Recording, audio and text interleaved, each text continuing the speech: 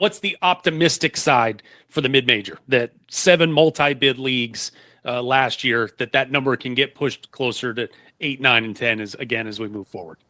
Yeah, no, I think the optimistic part is the Atlantic 10, some of the American, the WCC, obviously the Valley, the Mountain West will converge into a very strong Pac-12. I don't even know if that will be considered a power conference or not, but they'll have 2 power schools essentially with Gonzaga and San Diego State.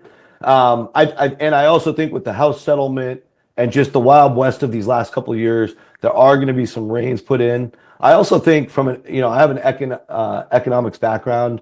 I studied economics in college, and I just think there's going to be a lot of these Power 5 programs, especially the ones that miss the tournament, whether it's like a bunch of these ACC teams that don't go, or, I went to Washington, so, we haven't made the tournament in a long time either. So it's just like all these donors who are pouring the money into the NIL and not getting their team to the tournament, they're going to look at this from an economic standpoint and maybe put the reins down a little bit.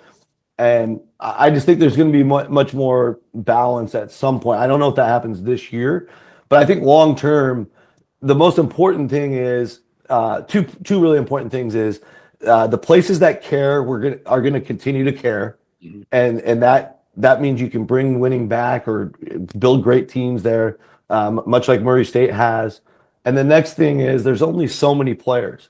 And right now, globally, there are thousands of great players. So if you have the staff to go find those guys, and you find the guys with the right attitudes that like being together, like playing together, so many of these power teams, it fall apart at the seams early in the season because the egos are too great, the income's too great. You saw it happen at Miami last year, for example. That team fell apart in less than a month.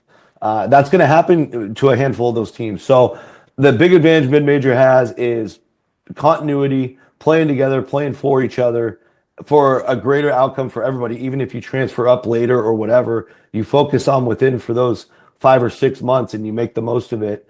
And you see so many special teams who can do that, like Drake last year, like UC San Diego last year, UC Irvine, etc. There's always going to be a place for that in mid-major basketball.